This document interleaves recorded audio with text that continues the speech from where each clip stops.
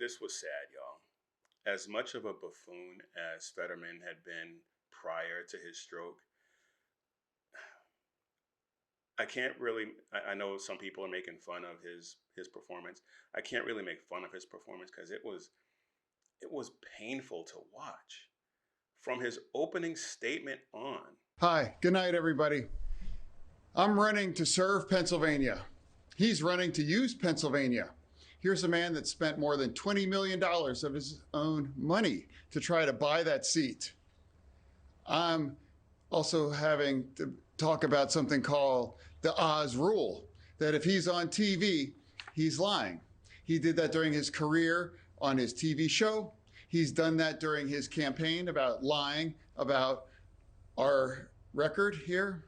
And he's also lying probably during this debate. And it was just downhill from there.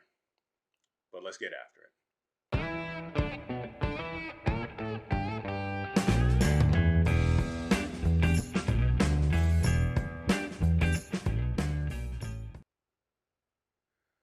I'm not going to spend a ton of time on this. If you watched the debate, you know what a disaster it was. And if you didn't, here is a clip that is a microcosm of his entire performance during this debate. You're saying tonight that you support fracking, that you've always supported fracking, but there is that 2018 interview that you said, quote, I don't support fracking at all. So how do you square the two? I do support fracking, and I support fracking, and I stand and I do support fracking. Okay. Thank you, Mr. Fetterman. How can anyone watch that? Watching him throughout the entire campaign when he does decide to come out of the basement. How can anybody watch any of this and think that he is fit to serve? I mean, if the people of Pennsylvania vote him in, the only logical explanation I can come up with is that the strategy of delaying this debate this deep into the election season worked. It worked. And enough votes for him came in prior to this debate that it's just too late. It would be too much for Oz to overcome. And it's not like Oz was spectacular in this debate. I mean, he didn't have to be, frankly, but he was infinitely better than Fetterman for obvious reasons. But it was just sad. It was very sad to watch. I said it on social media. His family needs to pull him off of this campaign and get him the treatment that he needs, because he clearly needs treatment and rehab and so forth. To me, it's abuse on the same level as what Biden's family is doing to him. It's no different. Of course, they're both terrible human beings. One could make the argument that Biden is probably they're both terrible human beings. They're ridiculously terrible human beings, and maybe they attracted other terrible human beings, and they're getting what they deserve. The only problem with that is that the American people and the people of Pennsylvania deserve a lot better than that. Now, there were two other debates that took place last night, one between Zeldin and Kathy Hochul in New York, and the other between Gretchen Whitmer and Tudor Dixon in Michigan. Tudor Dixon and Gretchen Whitmer, that debate, not a lot of fireworks. I mean, they were both pretty. They acquitted themselves well, and I don't think they changed any minds with their performances. Kathy Hochul is, Gretchen Whitmer is a radical, and so is Hochul, and we'll get to her in a second. And so there's really not a whole lot of analysis to be done there. If you're in Michigan and you've been paying attention, you already know who you're going to vote for, and hopefully, if you're watching this, you're going to vote for Tudor Dixon.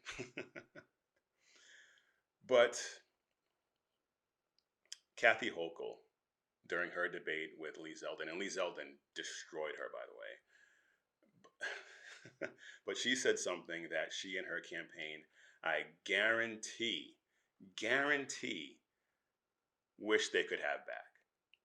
This governor, who still, to this moment, what are we, halfway through the debate? She still hasn't talked about locking up anyone committing any crimes. Okay. Anyone who commits a crime under our laws, especially with the change they made to bail, has consequences. I don't know why that's so important. Wow. She doesn't know why locking criminals up is so important to him. And of course, by extension, she doesn't know why locking criminals up would be important to anyone in the state of New York. But let's just stipulate for the record that criminals deserve to be locked up. Let's just set that to the side for a second. Lee Zeldin was just attacked a month or so ago while on the campaign trail. And a week or two ago, there was a drive-by shooting right outside his house where his daughters were home. And she doesn't understand why that might be important to him.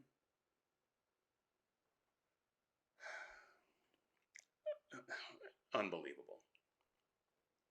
Actually, no, it's not. It's very believable because she's a leftist and she believes that criminals who commit crimes, it falls on society. It's society's fault that they're committing these crimes, and so be it. They deserve to be set free. Ridiculous. But polls show that Lee Zeldin has pulled ahead. Some polls show that Lee Zeldin has pulled ahead. And I suspect that on the strength of that statement by Hochul, that she's going to fall even further behind, because that was just a completely out of touch statement by a typical out of touch leftist. Wow. Now, if you want this madness to end, if you want this crime madness to end, if you want this inflation madness to end, if you want lower gas prices, if you want to be energy independent again, then you have to get out and vote. You have to get your friends and your family and everyone in your circle, you have to get them out to vote. And you have to make them understand why it's so important and why it's so important that they vote for conservative candidates. The left is going to try and steal this election. There is no doubt in my mind about that. They are going to try and steal this election again. But if enough of us get out and vote, if enough of us get out there and make our voices heard and vote red, we can overwhelm those efforts. We will overwhelm those efforts.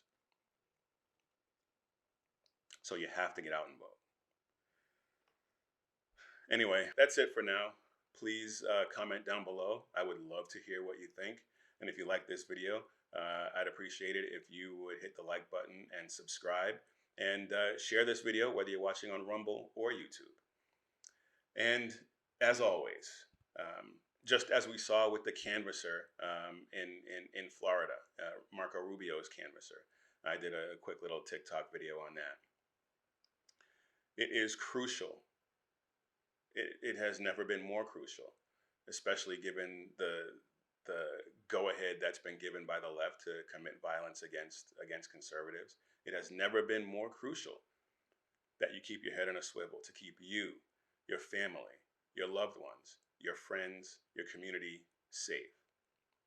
Do that, and we'll see you next time right here on the Liberty Cast.